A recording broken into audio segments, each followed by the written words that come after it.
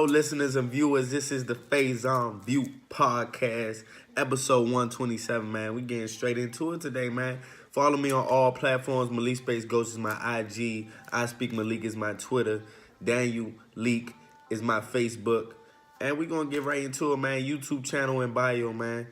Subscribe to that. Let's get it, man. First, I want to sit and talk about can a prenup cause tension and cause a breakup in a potential marriage? That's going to be interesting. You already know that. Number two, is it all about the child? And yes, it is. Point blank period. It's all about the child, mom and dad. We're going to delve into that. And lastly, man, we're going to talk about the finals. Warriors or Raptors, who you got? And we're going to talk about Drake Antics. Man, number one, first on the list, man, which I feel like, hey, it's a topic to be talked about in potential marriages and going forward. I do personally feel like prenups can cause breakups, can cause a partnership to deter, because you in a prenup, in the conversation you're talking, first and foremost, marriage is a business, and I don't think a lot of people realize that until they sign that paper and sign your signature on that paper. But all in all, my opinion on it, I feel like it just depends who you are with that person. And I feel like it can cause tension, it can cause a breakup, because you're talking about what ifs. What if we don't work out, and what you want to happen with your share and my share. And I feel hand in hand about it, because like if I'm with that female and I know, I have her, we both have each other's best interests, I wouldn't be mad, at all if it were to get a prenup. Basically stating that we take our 50-50 earnings from our marriage and go on. But at the same time, in this day and era, man and female, you can't, like, you don't even really know who to trust and what people's motives are. And it's like, it's a slippery slope, because how can you technically just trust somebody with everything that you've gotten and everything that you earn? But at the same time, on the flip side of that, it's a partnership, and if you love each other, it's no questions. But it's a crazy topic to have, because you have people, celebrities, but people all over who deal with the same things all the time. But you have people that are mega stars, and you see them on social media, or you see a news break of where they get all of their money taken away from their last relationship, their last marriage. Well, not all of their money, but all of their hard work taken from their marriage. And it's like, do you feel a way about that, or is it earned?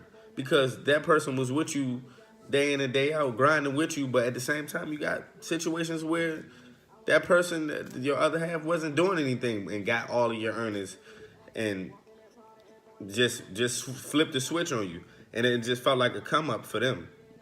But it's a tough one. It's a tough one, because all in all, I feel like I'll have to I'll have to really delve in and think about that. And where does my trust level with you? Like, how close are we? Like, of course, if we're about to get married and we are having these discussions about a prenup or not, I obviously see a future with you. But that conversation can tear everything apart right there. It can tear it apart, because you potentially talking about not being together, and you basically saying to one another that I don't believe in getting a prenup. And that person may not take that too well. Like, oh really? So you really don't trust me to just run off with your bag? But it's going to happen, because y'all have half and half. What people do not understand and realize in this day and era, a marriage is a business. It is a business. Down to the wedding, down to the honeymoon, down to the reception, and then all the way from there. Because y'all have to be financially stable together as one. Y'all are as one now. So it's a tough one. It's a tough one. And me personally, like, I see both sides of it. I see how somebody can be like, yeah, nah, I don't really trust you. You know what I'm saying? If something were to happen, you just running off with the bag. And from the famous phrase, "You wasn't shooting me in the gym." Like, that's how people can view it. Like, man, you wasn't in there working long hours with me, grinding and doing all this stuff and stuff. But at the same time, the other person can feel like, man, if it wasn't me and if it wasn't for my support system, you wouldn't have none of that itch. But I don't know. Like, it can definitely break. It can break a relationship up. It really can, and it's a dangerous conversation. But it's a conversation that has to be had, because marriage is it's a business deal. It's love and then it's business. That's exactly what it is. And sometimes business before love when you're talking about marriage. A lot of people get married for the business aspect of things, to be financially stable, to have a joint account, to have joint things. So the prenup talk is very important just solely off that reason, because you never know down the line, living with a person, and that's another thing. Living with a person and being with a person for the rest of your life is different than y'all in the talking phase. Y'all been together for years. Yes, that's cool and fine. Even though that y'all worked up to that point, it's nothing like that final submitment is like, okay, well, this is in the book. This is in the court. You signed this paper saying I'm gonna be faithful to the end of time with this one female or one male. So it's a big risk to take, and people don't understand that. And then it's business with it, because now y'all are a commodity. Y'all are like this. Y'all are tight, and sometimes people just take advantage of the situation, man. I want to know your views on it, but like, that's gonna be a tough one for me when I do get married, because I've been through situations where it's just like, where that trust just not there. So you trust in another partner for the rest of your life. It's a big step though. But that's what it's all about. It's a big step. You gotta take steps in your life to get to where you gotta go. Hey man, I don't know if I'm signing off or not though. You gotta be that one. Put it like that. You gotta be that one. Once you bring it to the table, you feel me? Secondly, man, this is a very important topic that I'm definitely going to delve into. It's all about the child. Moms and dads, it's all about the child. I keep seeing, and this is just it's a cycle, of course, of people not letting the other person see the child. And disclaimer, before I even speak, I have a son. I've been through things, but you always, with time, you overcome, you get better. I'm an amazing son, and me and my ex, we co-parent very well, and we come a long way. We're still coming along. So it's no shade, no hate towards her at all. I love my son, and I'm blessed for her as a mother. Point blank, period. But I'm just getting on this topic because I'm talking in general. I'm just not the only person going through this. So I just feel like fathers, first and foremost, because it is a lot of fathers not out here not taking care of their children. Look here, if you have the guts to sit there and do that to a female and lay down with a female, have the guts to raise your child and raise your seed. Cause it's a lot of deadbeats out here, bro. And so I can understand the other side of the spectrum where females can feel a certain way, because it's a lot of deadbeats out here. But on the other flip side it's a lot of good fathers out here. A lot of great fathers out here. And that's what I'm definitely trying to become. I know I have great father figures in my life, and I will never, ever, ever let my son down. Never in his lifetime. So it hurts me to see that it's both sides of the spectrum, but that's just how life goes. You can't really control that. And it also hurts to see, because I'm going to get on the mother side of the things. Like, shout out to all the mothers, all the single mothers that grinding and doing that thing, of course.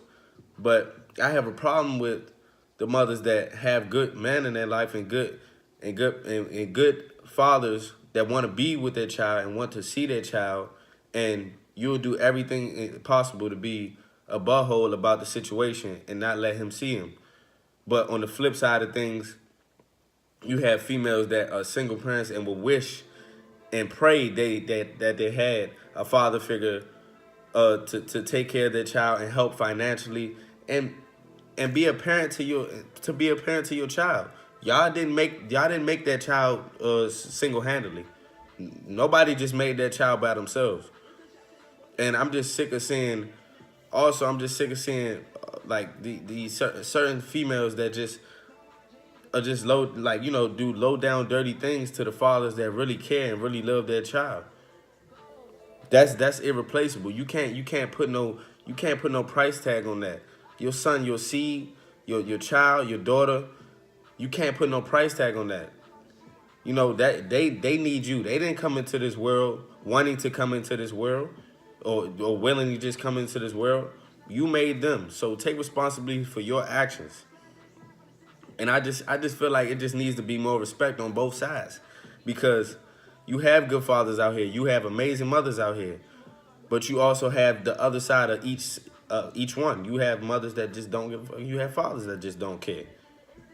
But all I'm saying is, just in a general sense, if you're gonna lay down and have that child, take care of your seed, man. Be about that. You about that when you're in the streets or doing whatever you got to do. Take care of your children, man. It's sickening to see. And then also, just on the other side of females, like, stop being spiteful to the father of your child, to try to use your son as a pawn to do certain things. That's the most sickening thing too, as well, on the flip side of things, because it's like, we don't, like, the good fathers out here, we don't want anything but to be with our child. And when we got to go through and jump through loops and have to do all these things, it's taking time away from our child, and quality time we can spend together, and quality time that y'all can be together, learning each other, loving each other, expressing your feelings to each other, emotionally, physically, mentally.